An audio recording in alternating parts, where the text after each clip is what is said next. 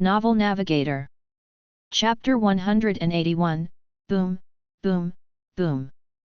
Boom, boom, boom. The explosions raged in the wretched wasteland. A pillar of smoke rose high into the sky. At the smoke, crimson-cloaked mercenaries threw their magic skills at the rock formation, causing explosions to echo through the desolate landscape. A short distance away, Zahn checked the map and knew that this was the place where there should be some artifacts to be found.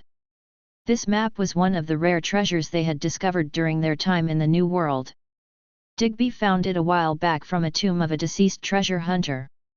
The treasure hunter had found a couple of spots where there should be some artifacts to be found, but fortunately for them, he had passed away before he could retrieve them. At this moment, the rock formation fell apart, and once they removed the rocks, they found a shimmer of silver. "We've found something." Zahn and the rest came over, and to their delight, they found a silver treasure chest. With smiles on their faces, they immediately opened it and found a collection of jewels and gold coins. It looked like those jewels were rare noble jewels of ancient civilization. After seeing them, Zahn's breathing turned ragged as he realized they'd found something incredible. Noble jewels were the most beautiful kind of jewels, and he knew that the wealthy ladies of Imperium City would pay a fortune to get their hands on them. This would not only fund the next couple of years, it could fund their operations for the next decade. "Pack them up," Zahn thought with a grin, but then felt some odd tingling sensation at the back of his head. He turned around and looked around the valley. Unfortunately, there were tall cliffs all around this location, so he couldn't see very far. Nevertheless, he could almost swear that he felt someone watching them from above. "My imagination." Zahn frowned and turned to the thrilled-looking mercenaries. "Quickly, pack them and let's leave. There's most likely more treasures here, shouldn't we search for more? I have a bad feeling about this place." Zahn stood up and came to fetch the horses. This was already a very good haul, and he didn't want to lose it all by staying too long because of greed. The others, though not happy about the decision, nodded and hopped on the saddles of their horses. With that, they rode off the valley and headed straight back towards the wall. They had been riding for 3 days to reach this place, so they couldn't return to Ebon Reach today as it was still a few days away. They rode through the afternoon orange skies until it turned night with stars sparkling across the skies. Since it was already too late, they decided to set up camp and rest for the night. The camp was on top of a cliff overlooking a vast valley below and the wall in the distance. It was on a good spot as there weren't many ways of getting there besides the way they came from, which was one way uphill. After the tents and campfire were set up, they gathered around the fire to eat their rations. "This place can be beautiful when it wants to," one of them said while looking ahead at the valley with the starry sky over it. It looked like something straight from a painting with its rolling hills and the wall in the distance that added wonder to the landscape. It was a rare moment of beauty in this miserable place. "Indeed," Zahn said with a long sigh. While enjoying the serenity of the moment, a few members of the party started showing signs of getting tired with a few yawns escaping their mouths. As they were about to kill the fire and get some sleep, they all heard a swooshing sound and then a sharp-edged arrow pierced through one of their hearts, causing chaos and panic to erupt among the group. "We're under attack." Zahn's eyes narrowed into a deadly glare as he unsheathed his word. "I knew it. Someone was really watching us and following us here."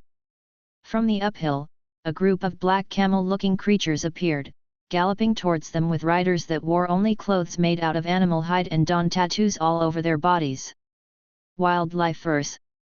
The crimson cloaks huddled together with their weapons pointed at the crude-looking players that looked like they were straight out of a historical reenactment. "These lunatics." Zahn had an ugly expression on his face. There was a breed of players that willingly only lived outside the safety of the walls. They were called wildlifers. They were often feral and dangerous. At that moment, one of the wildlifers hopped off the saddle and slowly walked up the hill towards the camp. The look on his face was like that of a feral animal. He had a bald head, even though it didn't look like he was old enough to be balding, and had a face that could only be described as someone abandoned by the god. After reaching the campfire, the man looked at their shiny, clean-looking weapons and just scoffed. "What do you want, wildlifer?" Zahn took a step forward as the leader of the group. "I do have a name," the wildlifer said. "You can call me Victor Vash." "What do you want, Victor?" Zahn repeated the question with a stern look on his face. "A friend of mine." Victor pointed at one of the wildlifers that had a bow on his back. "Saw you guys bombing a place. Boom, boom, boom. You guys found something, apparently, and I want it n/o/vel/b//jn.c//om. Your guy must be mistaken." Zahn said. "We found nothing. I hate liars." Victor exploded out, which frightened the group of players. "I left the so-called human sanctuary because all the liars. If you give me whatever you found there, I'll let all of you go." Zahn gritted his teeth and tightened the grip on his sword. "We found nothing. Please leave." "Liar." Victor scoffed and walked back to his camel-looking creature, then it looked like he whispered something in the creature's ear. At the same moment, all the wildlifers pulled out their bows and rained the campfire with arrows. The Crimson Cloaks, under the leadership of Zahn, built a shield wall and stopped the rain of the arrows. The wildlifers took out their sharp, twisted-edged blades that looked like they were made out of some strange metal and rushed at the campfire. With blades against the shields, the battle raged on, with blood spewing from the very first moment of contact. Victor looked at the campfire, but then one of the Crimson Cloaks fell over it and killed the fire. With a hiss. It was a sad sight. The first light of the morning shone over the valleys and the destroyed campsite. Victor sat on top of a log, his legs crossed over each other, staring at the smoldering remains of the once roaring campfire. Next to his feet, Zahn, barely conscious, was lying with a pool of blood around him. There were dozens of arrows sticking out of his back with both of his arms missing and his face frozen in a look of shock and disbelief. Everyone else from his group was already killed, their crimson cloaks scattered across the smoldering remains of the campfire. "Fuck you." Zahn spoke weakly, and then his health dropped to 0 and he collapsed onto the ground, lifeless. Instantly after, the noble jewels and gold coins poured out into the ground like a waterfall of riches. Chapter 182, 5 months. It had been 5 months since Adam joined the Elder Tree Institute. It was the 10th month of the year, and the first snowflakes began to fall all around the new world. As the originals opened their windows to start their day, they saw that the color of the ground had changed from brown to a shimmering white. Then, right in front of their eyes, the snowflakes fell slowly and delicately, creating a peaceful and enchanting winter wonderland. While the dungeon's floor had only one season throughout the year, the new world was constantly changing with the weather. Through the cold winter, into the rainy spring, all the way to the scorching summer, and then finally the colorful autumn. This year's autumn was cut short for some odd reason as the snow started to fall earlier than usual. The joyous laughter reverberated across the streets as children woke up and went to play with the snow. The snowballs flew through the air, splashing against the ground in a flurry of white. While the snow took control of the new world, the 25th floor still looked the same as 5 months ago. A group of young women, their eyes unfocused, were gathered at the doorsteps of one dormitory room, staring ahead at the room, where a young man was in the middle of his training. With sweat rolling down his exposed, well-toned body, he continued doing handstands, pushing his muscular arms against the floor with ease and grace. Whew! With a deep, powerful breath, he pushed his body up into a perfect vertical position. The back was wide and strong, the arms trembled with power, and the face looked like a portrait. The young women bit their lips, as their naive, innocent minds hadn't come across such a sight yet. "Excuse me, please get out of the way." Terry came and pushed the young women aside, then closed the door to their disappointment. He was carrying stacks of heavy-looking books, but with ease, as his last 5 months had been spent working on his strength and endurance at the gym. He was no longer a scrawny young man. After putting the books on the shelves, Terry wiped the sweat off his brows and tossed a towel over to the young man, who was still in the middle of his handstands. Adam, Ryan, and others asked if you'd like to play a game of Mad Marbles today. After all, tomorrow the Hunter's Month starts. While doing handstands, Adam flipped himself up and landed back on his 2 feet. It looked effortless, like he had perfect control of every fiber of his body. "Fine, I suppose," Adam said, using the towel to wipe off the sweat from his body. He had undergone tremendous transformation in the past 5 months. The shoulders had become broader, he was muscular yet lean as his body had shed all excess fat. He had also become taller, almost 2 meters tall, with a short, faded haircut that made him look even more imposing. "Nice." Terry grinned and said. "They'll be here in 10, all right." "Okay," Adam said and entered his room to change away from his training clothes. After changing into something more casual, he took a seat on his bed and rubbed his sore shoulders. His shoulders had been aching lately due to the intense training sessions he had been putting himself through. However, it had been worthwhile as he was now in the best shape of his life, but the physical transformation wasn't the only change he'd underwent lately. System interface. Out of curiosity, Adam opened the interface. Name, Adam Palestar. Level, 9. XP, 119/5000. HP, 900/900. Rank, Order Giver. Weapon, Gladius Sword and Heater Shield. Shine Coin, 5545. Skills. The Little God. Advanced Blade Handling. Ground King. Shield Charge. Pull. Push. Ice Breath. Poisoned Blade. Minor Healing. Chi Strike. Inventory. Log off. n/o/vel/b/jn.c//om. It had been a busy 5 months. After surviving through that one night, he visited the outside forest every day to increase his level and reached level 9, which was already very good for his first year in the new world. His speed of leveling up was already fast compared to other S-rankers.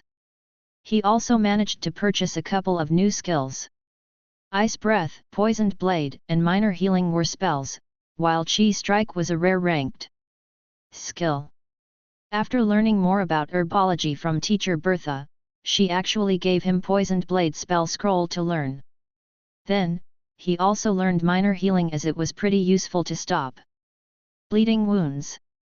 Chi Strike was a skill that he used in his past life, and it had amazing uses, even though it couldn't be used with a weapon. It was still fine. Since he was level 9, he was way past Order Giver rank already, but he would have to do a promotion test to increase his rank. However, there was no way to do that yet. He wasn't sure whether he would do it during the Christmas holiday and depended heavily on whether he had time beside his treasure hunting. However, one thing was sure, his strength was already way beyond ordinary rookie level. After increasing his physical strength, he also learned Ground King to 100% and was now able to use it effectively in battles. It was a very important skill to have. Knock, knock. Someone knocked on the door, and then it opened, revealing brown-haired Ryan, who had befriended Adam in the past few months. "Yo, you ready?" Adam stood up, nodded, and joined them around the table in the living room of their dormitory room. Beside Terry and Ryan, there were 3 other young men, who were originally friends of Ryan and ended up befriending Adam as well. "So, we playing or what?"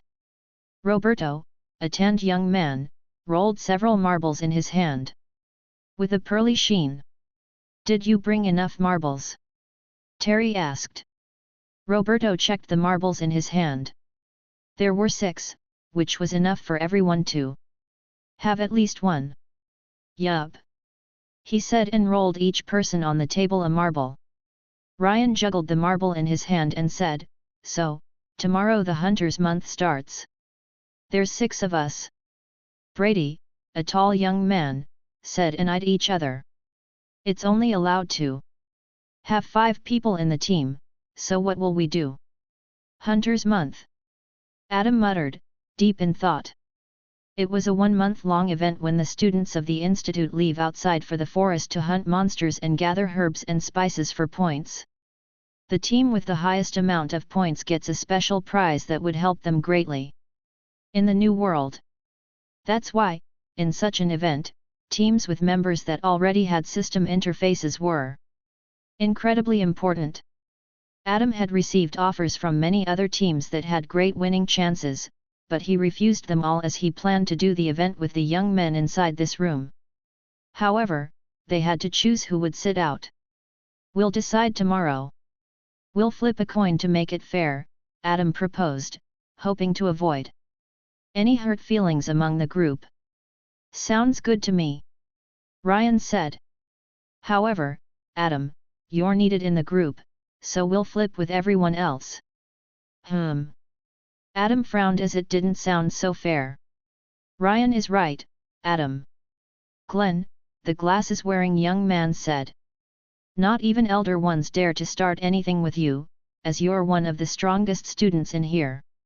You're needed." "All right, fine then," Adam said and rolled his marble to the center of the table. "Let's play."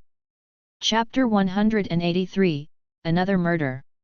It was almost midnight, and the silent hour was not too far away. In the young one's dormitory, the doors started to close and the lights began to dim. In the leftmost room, the final marble cracked, and laughter echoed throughout the room. "I guess I won," Ryan said with a grin. "Cursed," Brady said, who became second in the match of the Mad Marbles. Terry Riley smiled, finishing the podium in 3rd place. Glenn was 4th, and Roberto was 5th. "Adam, you're really bad at this, aren't you?" Roberto said with a grin. "And unlucky." Adam sighed with a tired smile. "Either way, it's getting late." "You're right." Ryan poured the broken pieces of the marbles into his pouch and stored them inside his inventory. After bidding farewell, the young men left the room to get some sleep before tomorrow as Hunter's Month starts. After going in their own separate ways, Brady used his floor orb and teleported straight to Middle One's secondary dormitory. Since there were so many Middle One students, they had 3 different dormitories, more than any other student group. As he walked through the door, he saw that all the doors there were already closed as everyone went to sleep early to be ready for the start of the Hunter's Month. Brady hummed a song while juggling keys, and when he reached his room, he checked all the keys on his keychain to make sure he had the right one before unlocking his door. Since all the keys looked pretty much the same, it took him some time to find the correct one. After some while, he was confident in his choice and inserted the key into the lock and was about to turn it, but then something sharp went through his back. Cough. Brady coughed blood. The crimson blood splattered across the white wooden door and dripped down to the floor, staining it red. What the fuck? He wanted to look behind him, but then his head was slammed against the bloody door, and then the knife on his back was twisted further into his spine. AR. He wanted to scream, but then a black-gloved hand covered his mouth and muffled the sound. Ha, ha, ha. Warm, heavy breathing sounded in his ears, making his body turn cold. I am getting killed. Why? Why? Why?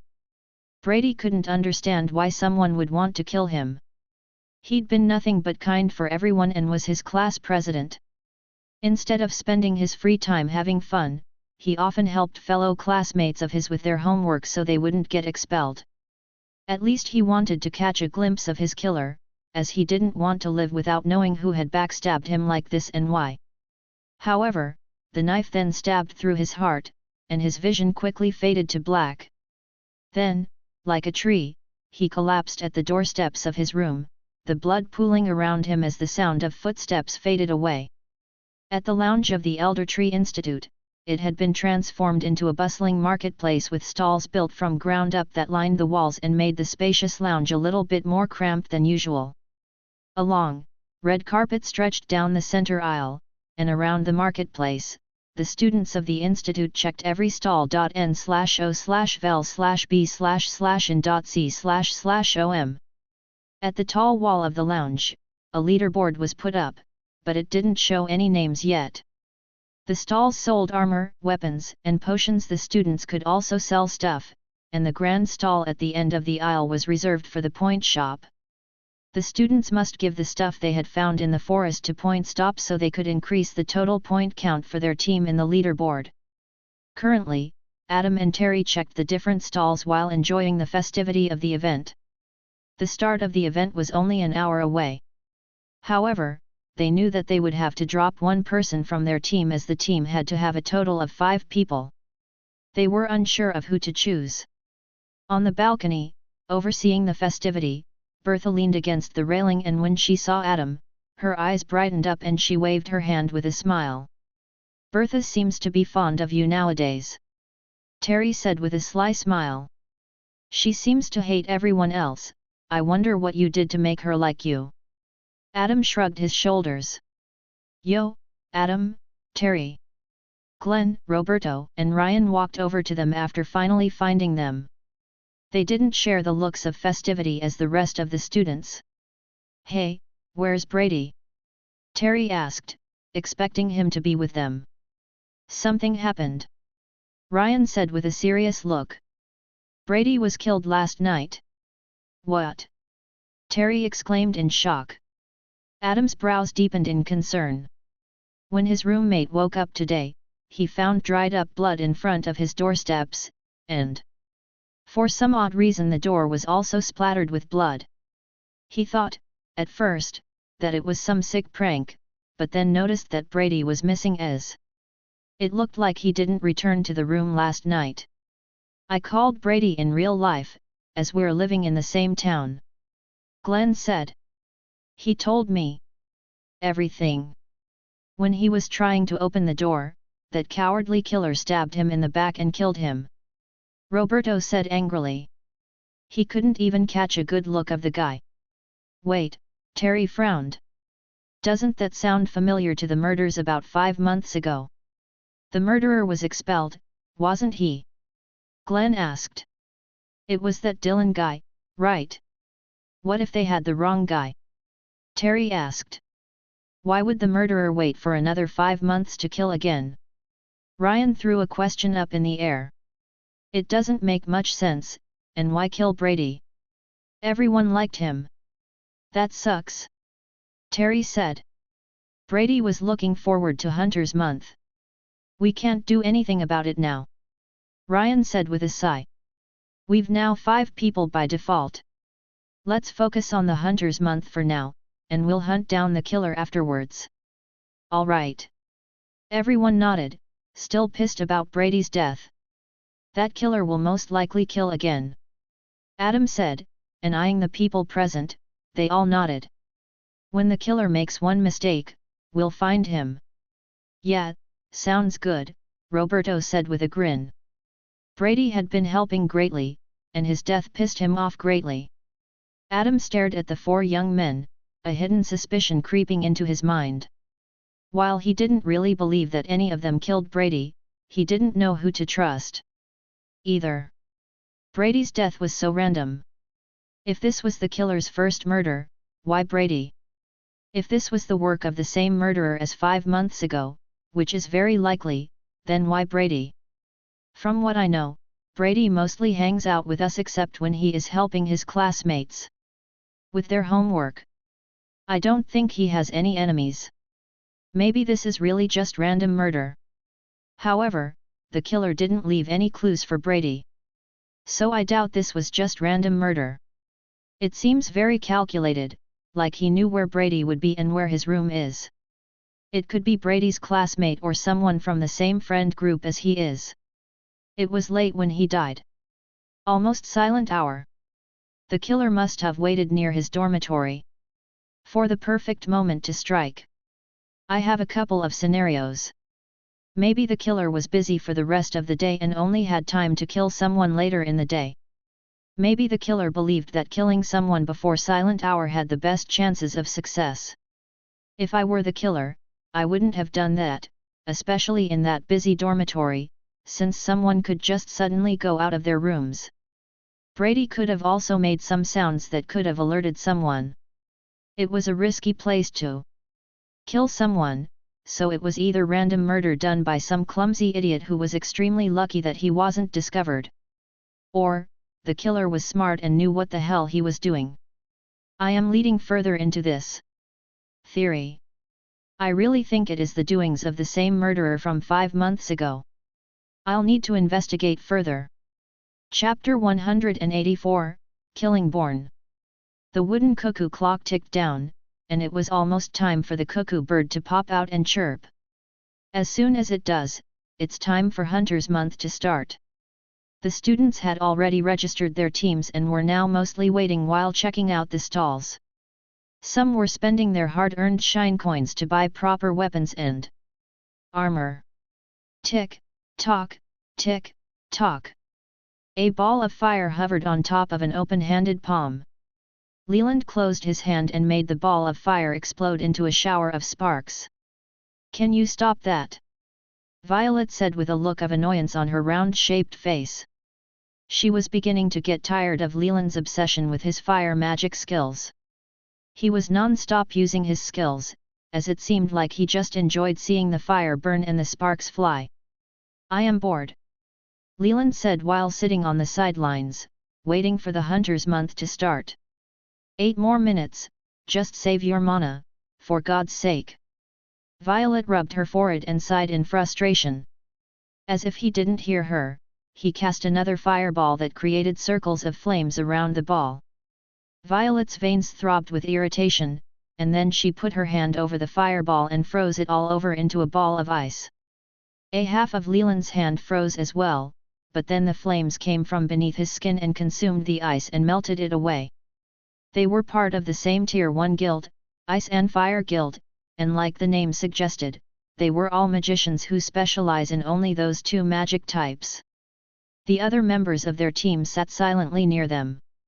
They didn't have system as they hadn't done tutorial yet, so they were feeling pretty worthless next to the 2. In that way, this event was kind of ruthless, as those without the systems were pretty much useless. While the mercenaries had the clear advantage over them in every aspect. However, there were other ways of trying to get points than just kill powerful monsters. "What teams should we be wary of?" Leland asked as he fiddled with another fireball. The question wasn't aimed at Violet but at one of the systemless young men, who had done investigations on other teams. Let me see," he took out his notes and said. "I think the clear winning candidate is Team Lucius." "Where are they?" Leland asked. The young man pointed at the group of people seated by the stairs and said, "They're with purple clothing." They were all dressed in purple clothing and also seemed quite bored, waiting for the event to start. "4 of them have systems already." Violet looked over and frowned. "A little girl." Strangely enough, there was a long-haired little girl sitting with them, who seemed way out of the place. She was hugging her legs while ignoring the conversations around her. "Don't let her looks fool you, she is a monster," the young man said with a serious look. "She is 12 years old, but she is already part of middle ones, meaning she has always been in the institute for over 3 years and has survived this far. How could her parents allow that?" Violet said with a frown. "This is not some kindergarten." "What's her name?" Leland asked. "Celestina Killingborn," the young man said. "If you think she is that team's weakling, you're mistaken. She is part of the Killingborn family, known for their ancient martial arts." "I've heard about her family," Leland said. "The oldest family of vampire hunters." "Who else do we need to look out for?" Violet asked. "Well, it's pretty obvious, but Team Terry," the young man said. "They have that S-ranker in their team who had been making name for himself lately, Adam Palestar. Oh, him. Leland said with a hint of concern. What about the rest of his team? Nothing to be worried about, the young man said. Others are systemless. Any other teams? There are other teams with system users, but I think those two have the strongest members beside us. Cuckoo. The cuckoo clock chimed in the background, marking the hour. Everyone. Renard's voice traveled across the room. The time's here. The hunter month starts now. The door to the outside world swung open as if it were pushed open by a gush of wind. Do everything in your power to gather points. The winning team will receive a reward that will greatly help them during their time at the new world. So, do your best and remember, the strength is everything. With that, the students rushed out, and the lounge turned empty as they headed outside. The doors stayed open, but there were many guards on standby in case some rogue monster tried to attack them, but it was unlikely as they didn't really approach the elder tree. After exiting the elder tree, Adam jogged behind the members of his team as they were in a very big rush to find anything that could give them points. The event was 1 month long, so there was no real need to be in such a hurry, but it was caused mostly by the excitement of the competition. At that moment, Adam felt strong tingling feelings on his left ear, and he quickly placed his arm in the way, barely managing to block a kick aimed at his head. Adam didn't flinch at all, as if he were a mountain unmoved by the force of the kick. He turned to the assailant, and to his surprise, it was some little girl with flowy black hair and an adorable-looking face like a porcelain doll. Terry and the rest came to the stop. Hey, what the fuck are you doing? Roberto asked from the little girl. You're S-ranker, are you not? Celestina only looked at Adam, ignoring everyone else SN/O/vel/B//JN.C//OM. Existence as if they didn't matter. I am, who are you? Adam asked with a frown. You defeated Granger ranked as coin feeder, did you not? She asked again. I did, so what? Adam asked. Good. Celestina said, and then her hands shot forward, her fingers jabbing towards different parts of Adam's body. He, however, easily evaded her finger jabs with clean, smooth footwork. My name's Celestina, and I'll be the next S-ranker. She said with a pout, then jumped from the air and threw a kick that was strong enough to knock down a brick wall.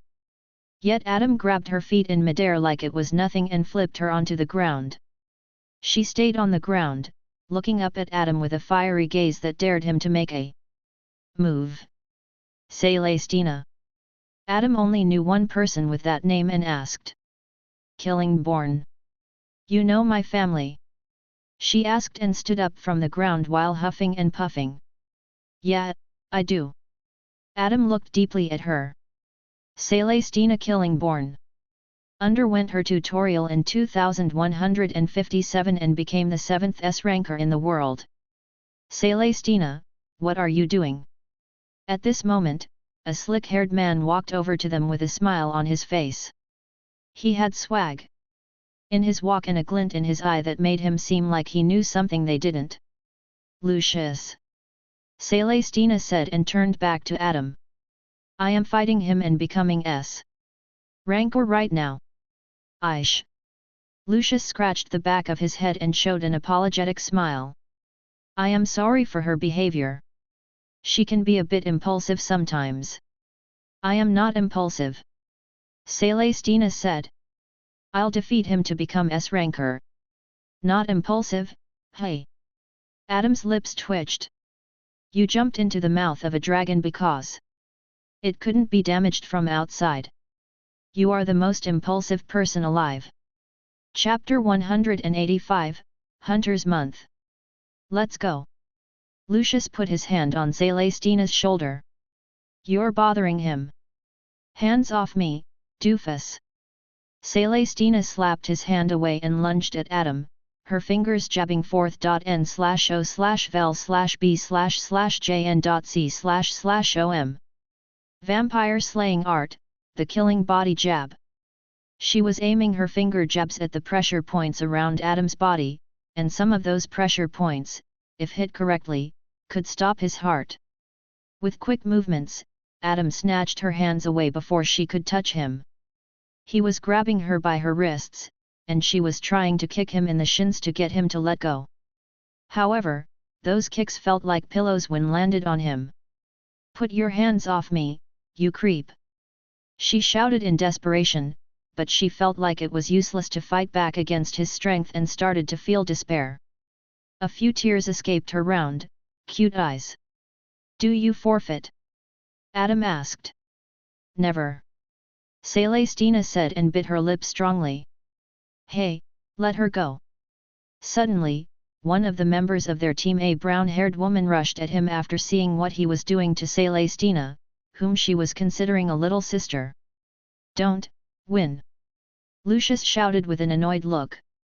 He felt like he was about to have a massive headache as he couldn't handle his impulsive team members. Strong fist. Win jumped at Adam and threw a powerful straight punch.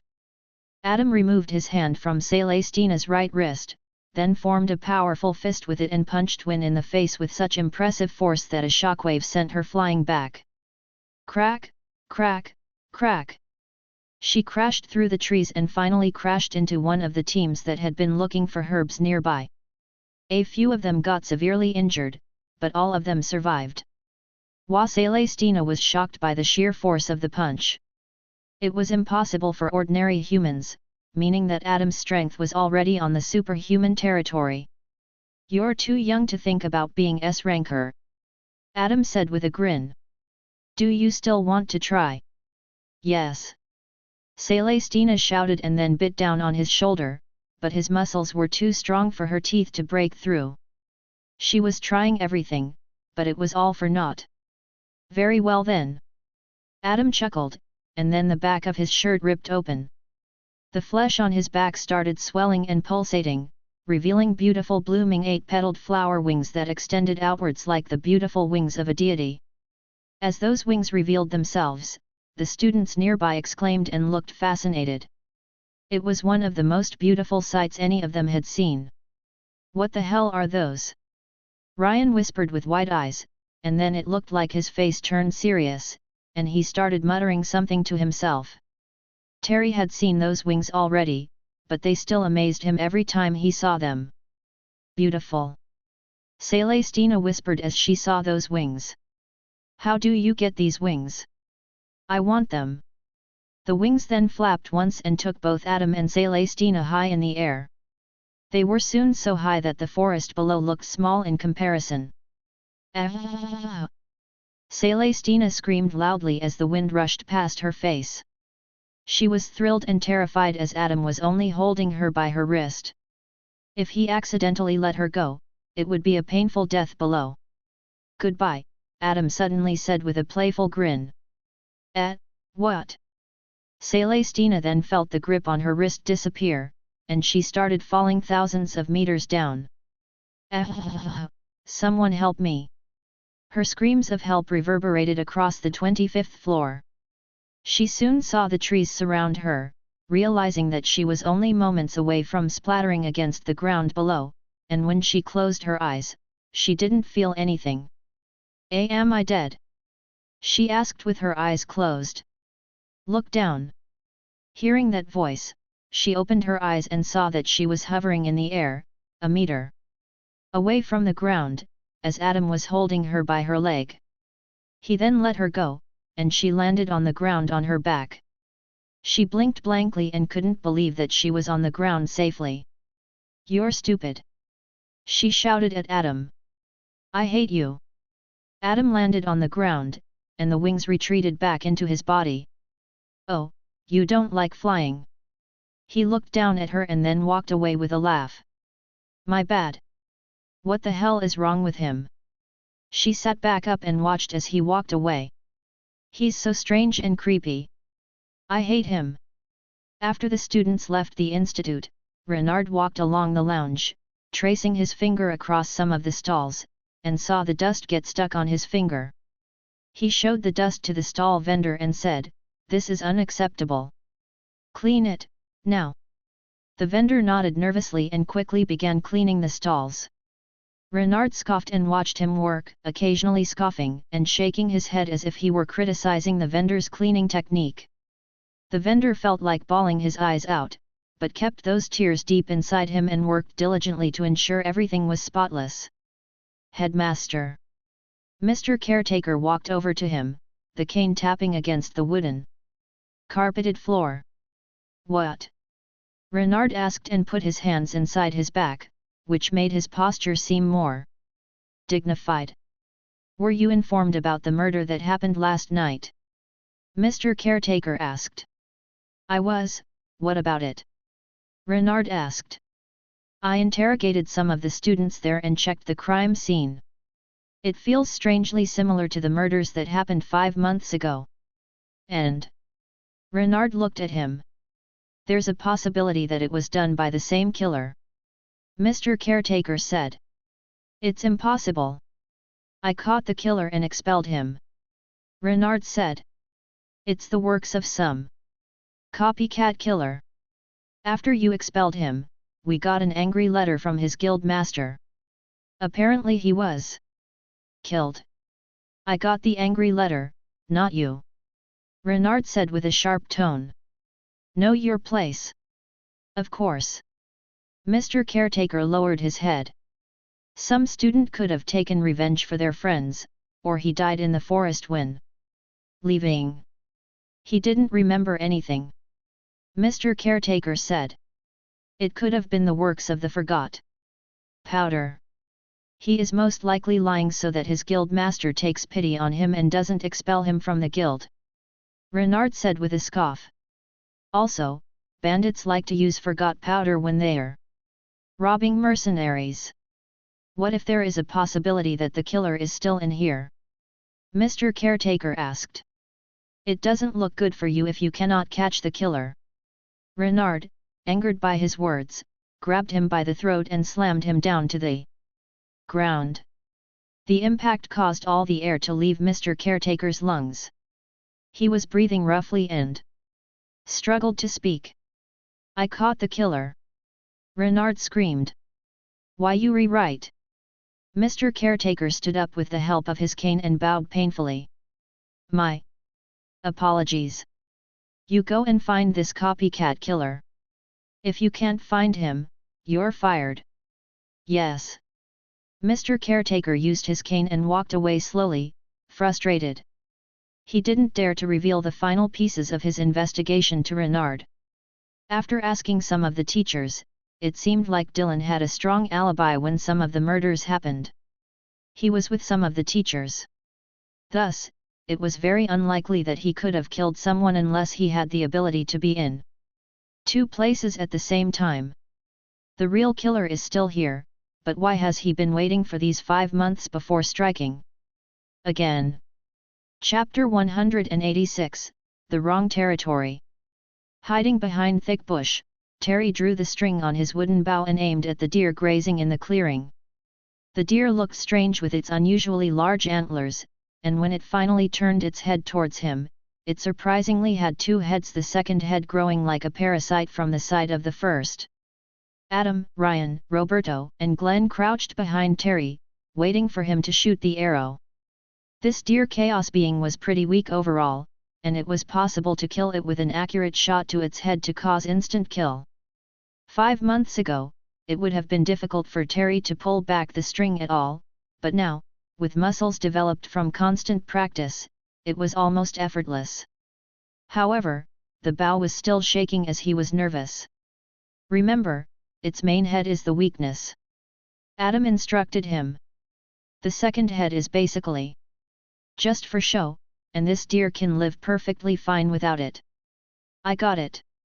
Terry said, then with a deep breath, he steadied his aim and released the arrow. The arrow flew through the air with a soft whooshing sound and then went through the deer's eye of the main head. It didn't let out a single sound as it collapsed on the ground dead. Good job. Roberto grinned and patted Terry on the shoulder. Terry let out a sigh of relief, and then a smile broke open on his face. After leaving their hiding spot behind the bush, they took the deer's large antlers with them as it would reap some points for the hunter's month. The deer didn't have anything else valuable for the hunter's month, except one would usually cut off its meat for food supply if needed, but they didn't have to do that. After cutting off the deer's antlers, they gave it to Glenn, who was carrying a large sack of already gathered herbs, spices, and monster parts. The sky was turning orange, and there would be a few hours left before the night fell. "We still have time," Roberto said while eyeing the sky. "Should we try to find another monster to kill?" Everyone agreed to do so, and they started heading even deeper in the forest. The deeper they went, the more dangerous it became. Terry walked beside Adam, looking at the bow in his hand. The bow was the main weapon of Kingston family, and his father had been trying to teach him since he was 5, but he never managed to learn it properly. Now, after spending only 5 months with Adam, he managed to teach him different kinds of weapons, including the bow. He thought he would be happier to finally learn to use the bow, but he wasn't, as there were other weapons he'd like to use more: the shield and sword, the usual favorites of tank. He wanted to follow in Adam's footsteps and become a powerful tank, as, in his opinion, tanks were the coolest kind of mercenary, as they were protectors of those who couldn't protect themselves. They were like superheroes to him, and he idolized Adam, who pretty much looked like a superhero in his eyes. "You know, guys, I planned on perhaps taking my tutorial after the winter holiday," Roberto said, excitement bubbling in his voice. He was already in his early 20s, and he doubted there was more that he could learn. There was, of course, 3 powers, which he was still pretty clueless about, but he thought he was already prepared to do the tutorial to the best of his ability. "Really?" Ryan asked with a frown. "So soon?" "Ah, I have already been here 3 years," Roberto said with a sigh. "I don't want to wait any longer." "I agree with your decision," Adam said. "You do?" Roberto asked in surprise, as he had some fears that he might be rushing it.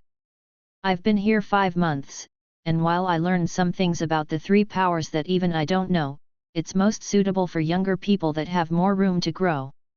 We're already in our 20s, so this place isn't as worthwhile." "How long do you plan on being in here?" Ryan asked Adam. "I thought 3 years at first, but I changed my mind," Adam said with a wry smile. "After these months, I've realized that I've reached the limit of what I can learn from here. I plan on traveling around the new world." "You're leaving as well?" Terry asked in surprise, and he also started thinking about possibly taking his tutorial. "Yes, after the Hunter's Month," Adam said with a deep sigh. The reason why he joined Crimson Hounds was to have some freedom to do things he wanted to do to grow stronger. While he grew stronger than he expected in Elder Tree Institute, it was also chaining his freedom quite a bit, which he didn't like. After leaving the Elder Tree Institute, he didn't plan on returning to the Crimson Hounds yet, as he wanted to travel the new world, as he was more confident on doing that now with his current strength. He wanted to go search for some of his golden opportunities to finally pay off the Z package and have some extra money for himself as well. Ryan scratched his chin in a thought. "Wait, I see something in the distance," Glenn said and hid behind a thick trunk of a tree. The others followed suit and crouched down, trying to see what Glenn had spotted. At the near clearing, they saw a camp that looked crude made and long abandoned.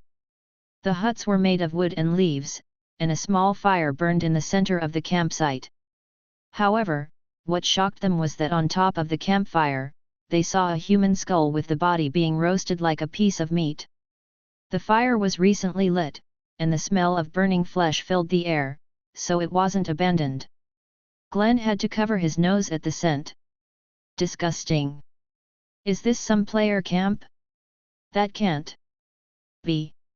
"It's not," Adam said with a serious look and drew his sword from his scabbard. "Goblin camp. What should we do?" "The eyes of the goblins give 5 points each," Adam said. "Pretty worthwhile, in my opinion. They're also not that strong of chaos beings." Shall we take them out, then?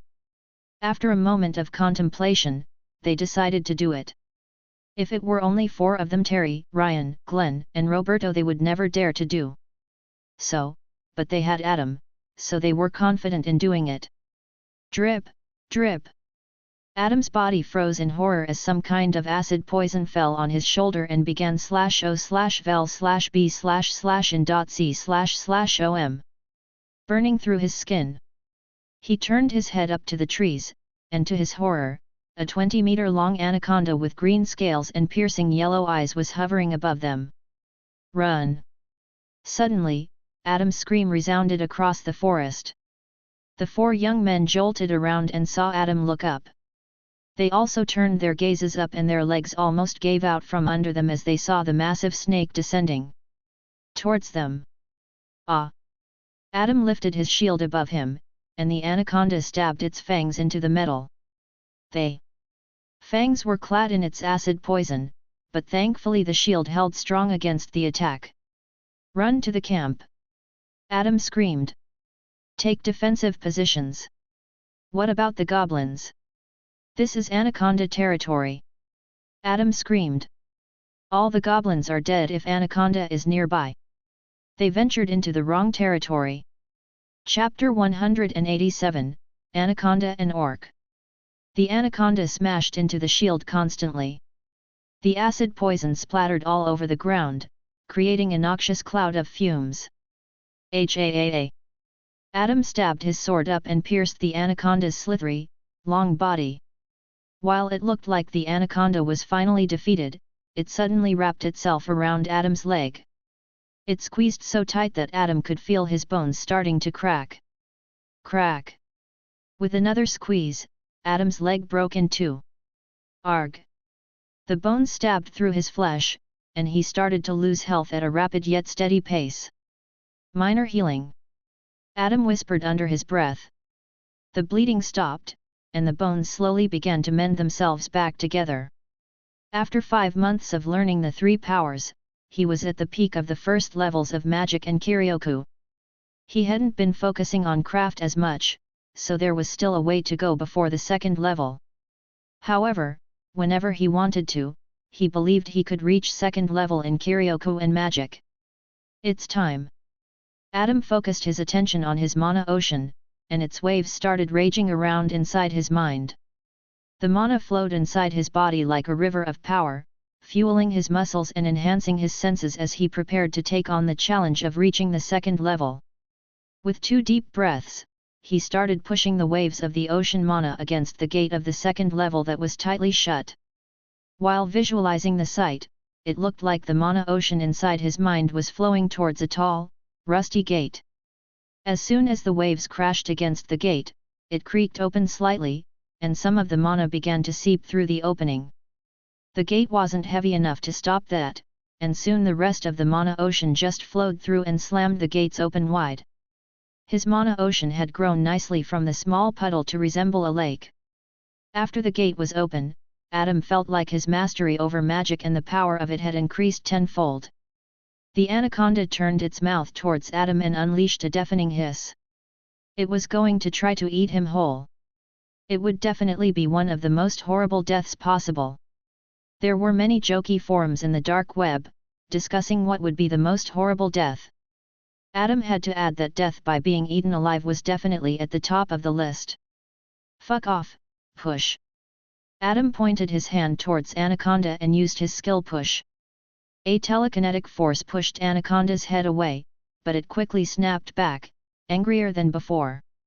Then, with his sword in hand, he started hacking down at the Anaconda's body that was wrapped around his leg. The Anaconda let out a cry of pain and unwillingly let him go, but instantly after, it shot forward with its poisonous mouth wide open. Adam swung his shield up and slammed the head away from him. Reeling from the impact, the Anaconda slithered away for a moment before shooting spits of acid from its mouth towards Adam. Adam jumped over the spit and headed straight at the Anaconda, who shot towards the falling man with its jaws wide open. Then, the wings spread outwards from his back, and he flew over the Anaconda just in time. Stab, stab, stab, n/o/vel/b/in.c//om.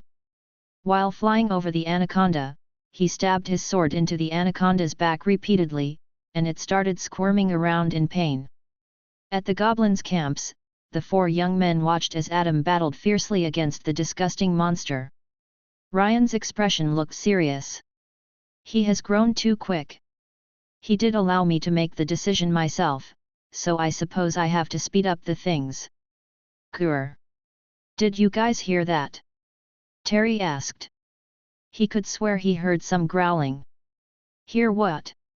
Others looked confused.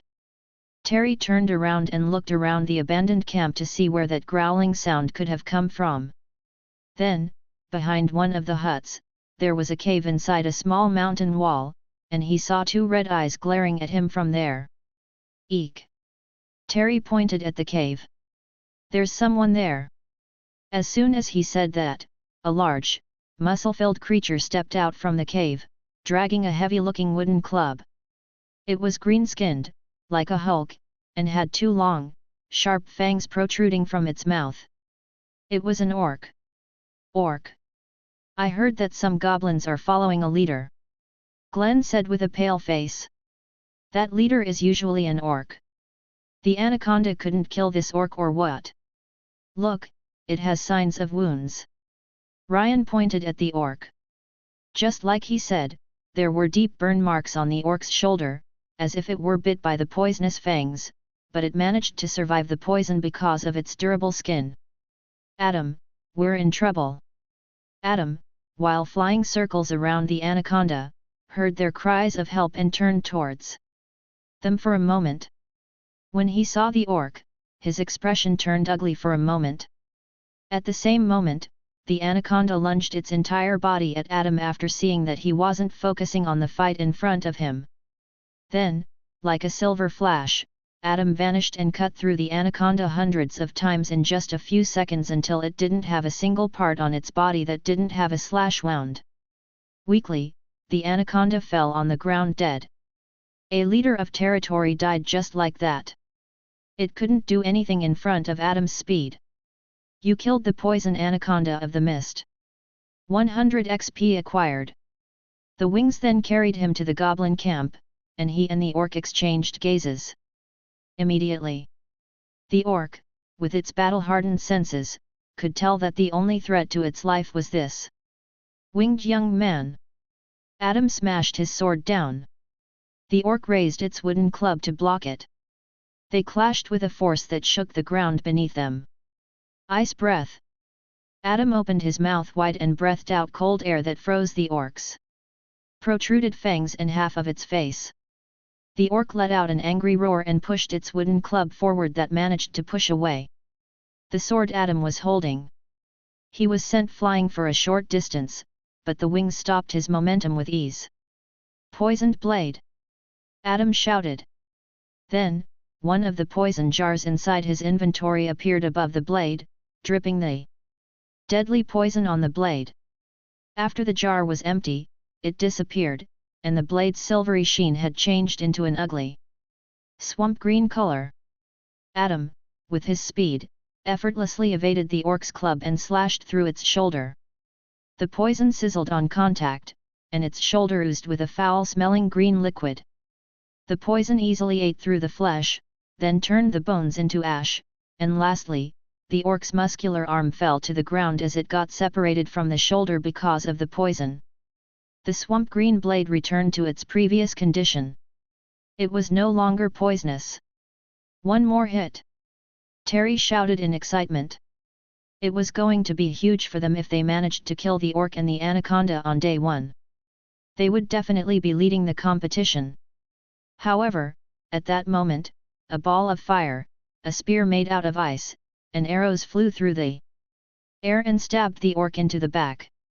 Everyone looked surprised and saw that there were other groups waiting in the near forest. They were trying to kill Steel. Those bastards! Roberto screamed hatefully. Kill Steel! Terry's face paled. They were waiting for Adam to weaken the orc and then steal the kill for themselves. How could they stoop so low? Kill stealers! Adam frowned. Chapter 188, The Strange Man of Darkness. The orc fell to the ground. It couldn't survive all the attacks that suddenly landed on its body. With the few last rough breaths of life, it let out a final, guttural roar before falling silent. A loud sound of celebration came from the nearby forest, coming from the person who was lucky enough to get the final hit. Then, a 5-strong group walked from the forest, led by Leland and Violet. "Sorry, bud, no hard feelings, right?" Leland said with a grin. "You bastards!" Roberto cried out. "Fucking kill-stealing scumbags!" Leland crouched in front of the deceased orc with a smile on his face. "Are we really letting them get the monster parts as well?" Terry whispered. "It's stated in the rules that we cannot steal the monster parts," Ryan said. "Unfortunately, we have to abide by the rules." At that moment, Adam's whip-like kick sent Leland flying back into a tree with a loud thud. The tree shook heavily and almost collapsed from the collision. "What the hell are you doing?" Violet stared at Adam with shaky eyes. "We aren't allowed to steal the monster parts, according to rules," Adam said and slowly lowered his leg. "However, it is fine as long as no one finds out about that." "You plan on killing us?" Violet scoffed. "Bingo!" Adam lunged forward and drove his sword forward. "Ice wall of Siberia." Violet jumped back and created a thick wall of ice in front of her, blocking the sword. The kill stealing is usually considered taboo in the New World as it often leads to many deaths. Adam said and cut through the wall of ice with a single swift strike. The ice of the wall crumbled in front of him, revealing shocked Violet on the other side. It could lead to an all-out war, that's why greed like that is so dangerous. With another slash, he cut deep into Violet's shoulder and ran the blade across her chest. "Ah!" Violet let out a piercing scream and slowly fell backwards, her eyes wide with horror. "Violet!" The bow-wielding men of their group screamed in shock. "Violet!" Leland whispered, staring in disbelief at the blood pooling around her. He wanted to go help her, but he then noticed that there was a sharp branch sticking out of his waist. It looked like it had pierced through his skin when he crashed into the tree. He pulled it out with a cry of pain, then tossed it onto the ground and approached Violet, but then his gaze saw Adam's eyes, and he froze. The Kyryoko inside him wanted him to prioritize his own survival over all else. Adam stepped closer to Violet and raised his blood-soaked sword. "No." Leland, ignoring the warnings his Kyryoko gave him, took a step forward to protect Violet. "You fools, shoot the arrows!" He shouted at the 3 young men, who were just standing still like dummies and not doing anything to help Violet. After hearing Leland's voice, the 3 young men finally snapped out of their shock and began shooting arrows at the enemy. Adam raised his shield and easily blocked the arrows. He didn't even stop walking as if nothing had happened. "Fireball of Berneria!" Leland screamed, and the flames shot out from beneath his skin, engulfing the surroundings in a blaze of fire. Then, a fireball the size of a small car flew towards Adam like a fiery comet from hell. "Push!" Adam pointed his hand at the fireball and made it stop in midair. "Grrh!" Leland's veins bulged in his forehead. He drained all of his mana to push the fireball forth, but nothing he did seemed to work. "His magic is stronger than mine." "That's impossible, I am specialized in magic."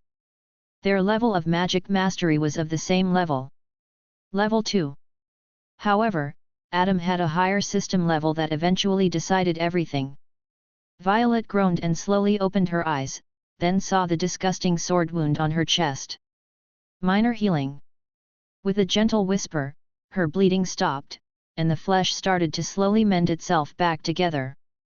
She then stood up, well trying to, but immediately fell back on her knees.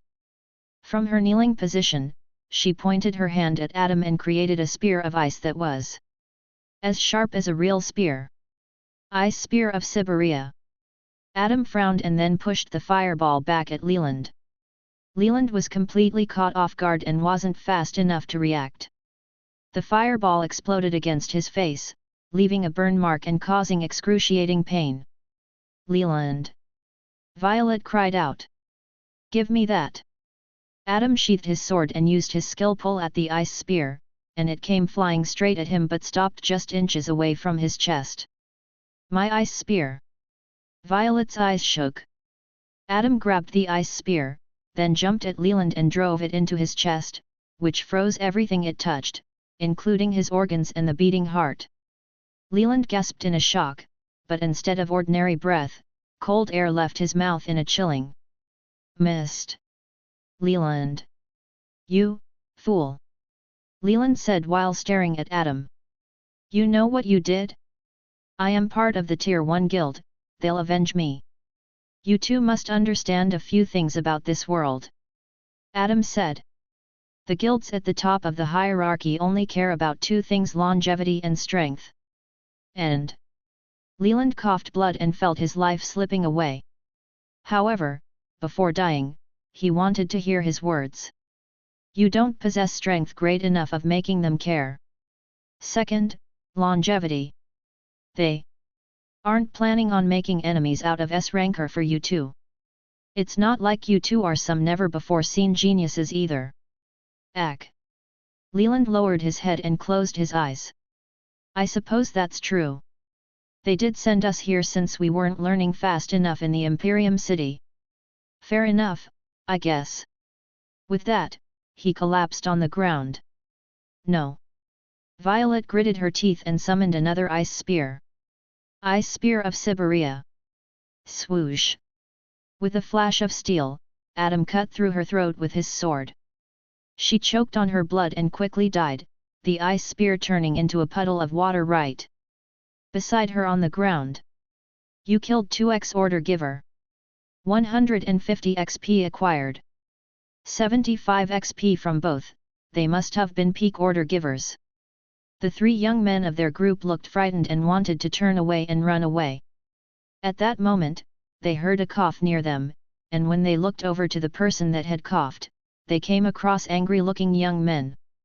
So, you want to kill Steel, hey? Roberto cracked his knuckles and smiled in a chilly way. The friends of Violet and Leland paled. For the following minutes, their screams reverberated throughout the forest. In the world of darkness that lacked sun and light, Leland aimlessly walked ahead in the distance. He could see a door of light there, and he wondered where that would lead. He didn't stay behind to wait for Violet, even though he believed that she was not going to survive either. As he kept moving his legs, he suddenly saw another silhouette in the distance. The silhouette was just sitting in the middle of the darkness, his posture a complete mess, as if he had been sitting there for months without end. Leland didn't want to talk to him and just walked past him, but out of curiosity, he turned ton/o/vel/b//in.c//om. Look at the figure. He couldn't tell who it was because of the thick beard and the dirty clothes. However, his eyes were blood red, caused by the constant exposure to the darkness. Weirdo. Leland shook his head and walked away, leaving the strange man behind in the darkness. Chapter 189, Lies and Deceit. Haha, you should have seen his face. Roberto said with a grin while he and the others laughed uncontrollably at those young men.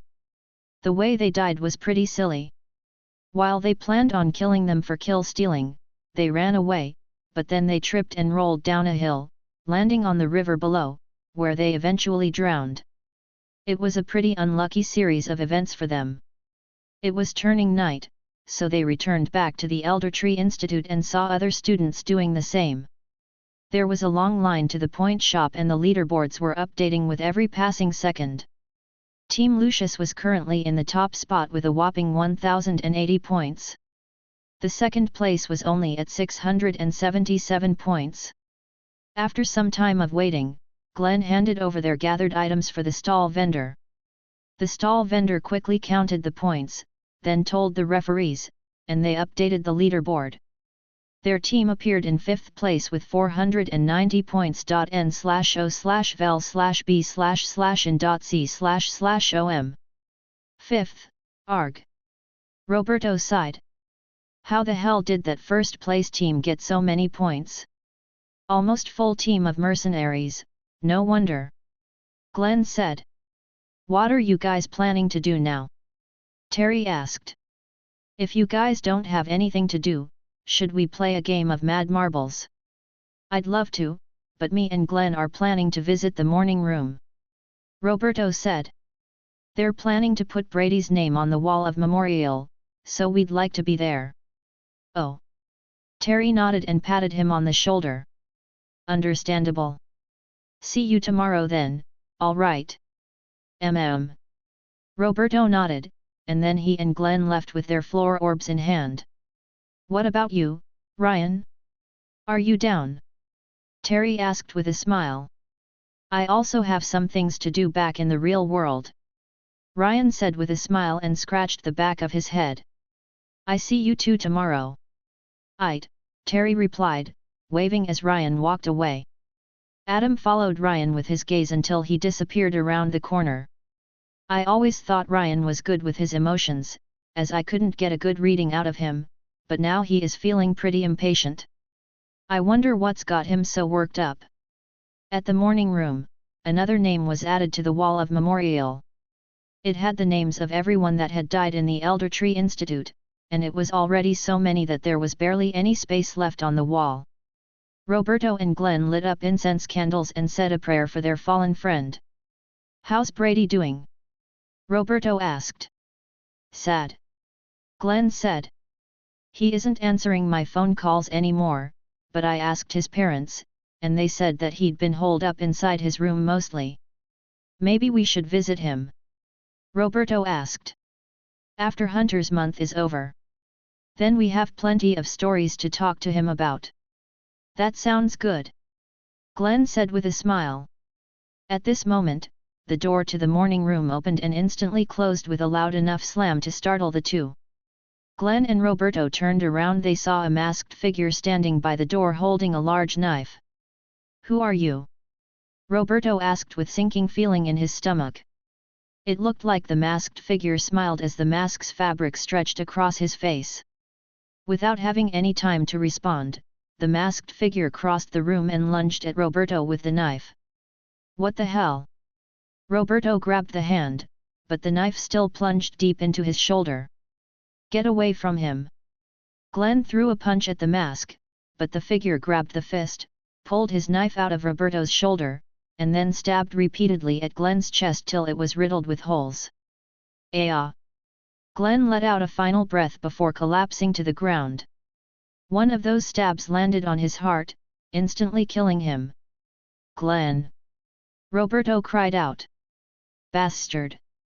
He threw a punch fueled with anger, and it landed squarely on the mask.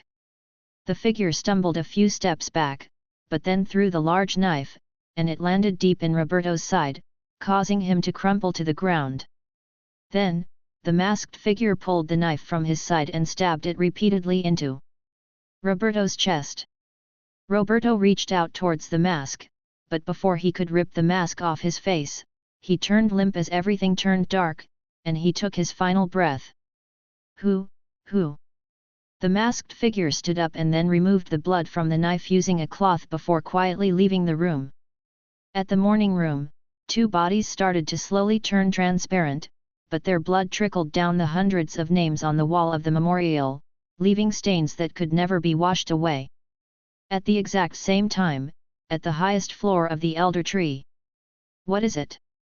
Renard sounded very annoyed as he took a seat behind his desk. He was already preparing to return to his quarters to have some alone time with Bertha, but then got called out to his office by one of the students. If it wasn't something important, he planned to expel the student right here and there. Well, what is it, Ryan? Renard said. Ryan stood in the office with a serious look on his face. I've got something important to tell you. Ryan said. I am listening. Renard said impatiently. I don't have all day. I heard that you wanted Adam to join you in your cause. Ryan said. I am friends with him. So he told me. Renard frowned and tapped his finger against the desk. Yes, I did, and so what? It's not news you'd like. Ryan said. However, behind your back, Adam is insulting and ridiculing you.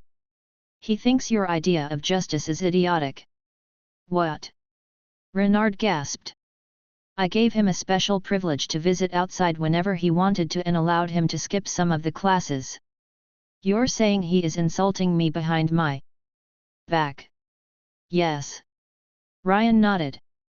I don't like him doing that, as I think you're a brilliant man, that's why. I came to tell you this. That bastard. Renard slammed his hand on the mahogany desk and cracked it from the middle. After all I did for him, that two-faced bastard. Ryan hid his smile behind his calm facade. Renard stood up and stormed out of the office, leaving Ryan alone. When the footsteps disappeared, Ryan let out chilly laughter that echoed through the empty room. What a fucking fool! Ryan said with a grin. Just a few lies, and Renard believes it all. Haha. It was true that Adam had told them about his meeting with Renard, but he never insulted him or made fun of him. It was all Ryan's lies and deceit. Now that Adam will be taken care of by Renard, there's one more person I have to deal with. Ryan's smile grew. Inside his room, Adam juggled a small, hand-sized ball and thought about some mundane things like what he would have for morning breakfast before returning to the forest for the Hunter's Month. At that moment, the scenery around him changed, and the bed disappeared below him. He fell on a hard, forest ground and realized he was no longer in his bedroom, but instead back at the outside forest. The howls of dangerous monsters surrounded his location. Adam's eyes shrunk, and he stood up. Then he saw someone standing not far from him. It was none other than Renard, a look of coldness in his face. He was holding floor orb in his hand. It was the master floor orb of the 25th floor. And he was able to summon other users of floor orb at will. Headmaster. Making fun of me, hey. Renard gritted his teeth. I thought you could see the bigger picture, but in the end, you are just a brat. What are you saying? Adam's eyes shook, and he felt chill seep deep into his bones. He realized something frightening. He is here to kill me. Chapter 190, The Disaster Sword. The cold wave of realization struck Adam, and he could only ask one thing: why? He didn't think that he had done anything to anger the headmaster.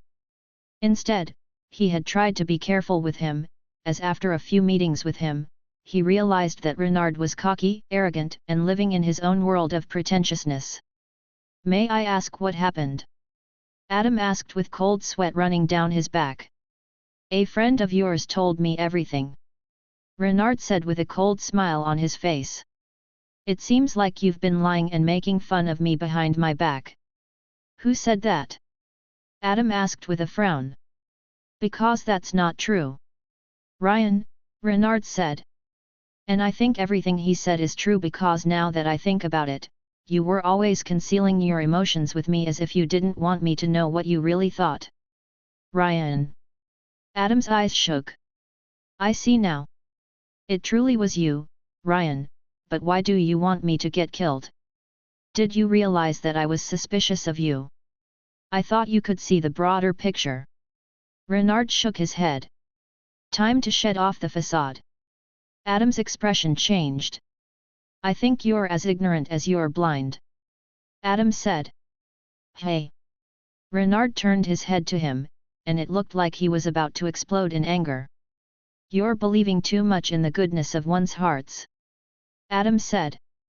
However, in the end, when people get strength over others, they usually use it to oppress. You don't get it. Renard said. I'll mold my followers to follow my lead. That's the exact problem. Adam said. They'll learn to oppress the weak, just like the pro-strong are doing now. You say that you don't follow their core values, but in the end, you do, but in a more roundabout way. You're just a child, you don't have any clue how the world works. Renard said. With strength, I'll make them listen to me. They won't dare to oppose me. And when one of your followers grows stronger than you, what then? Adam asked. You teach that to get what you want, you'll need to oppress others with strength. Silence! Renard screamed, and the wind picked up, swirling around them violently. The trees got uprooted and sent straight towards the sky. Adam crossed his arms in front of him, but the wind still pushed him back. The strength difference between the two of them was as vast as the earth and heaven. I am done listening to you, Renard said, then waved his finger above him, and the trees came back crashing down, flying at Adam like flying spears. Then, from Adam's back, the 8-petaled flower-like wings bloomed out like a brilliant sunrise, and he took off into the sky, leaving Renard behind in shock and awe. He can fly! Renard's mouth almost hung low. Transformation magic! The trees missed Adam and stabbed through the ground before exploding into splinters. Renard was truly shocked, as wing-type transformation magic was an extreme rarity. He had never witnessed such power before. However, when he used his Kiryoku, he felt a surge of energy like never before. The rank of that skill is nothing. Renard's eyes shook. Innate skill. I've only heard about it, but this is the first time meeting someone with it. It made his expression cold and angry. He was about to be thrilled, knowing after killing Adam, that power would be his, but if it was innate skill, he couldn't get it no matter what he did. However, he still planned on killing him. Renard brought out his master floor orb and scoffed. You cannot escape me. As he was about to summon Adam back to him, he suddenly couldn't feel the connection to his floor orb as if it had disappeared. Hey? Why can't I summon him? At the skies, flying away like a missile, he stopped squeezing on a marble-like ball. There were pieces of broken orb on his closed hand, and then he swiped his hands together, making them fall long way to the ground. He hadn't forgotten about the floor orb and Renard's ability to summon him with it. While some students didn't know it was because of the floor orb, Adam knew, and that's why he broke it before Renard could use it against him. I can't stay here any longer, Adam thought while flying away. He was heading straight towards the exit of the 25th floor, planning on returning to the new world. There was no way he could live on this floor anymore after Renard was after his life. It would be suicide and stupidity to stay here any longer. As his wings were about to flap, the air around him changed, and dark clouds spread across the night sky. A tornado formed from the dark clouds and touched down at Adam, sending him flying straight back to the ground with a force that made the forest ground crack and tremble. Ack! Adam coughed blood, feeling the pain shoot through his body as the tornado continued to rage around him. You think you can escape me? A rageful shout reverberated across the stormy sky. It almost sounded like the clouds shouted. That! Then, lightning flashed across the sky, and the silhouette of a figure seemed to hover inside those dark clouds, holding a sword above his head.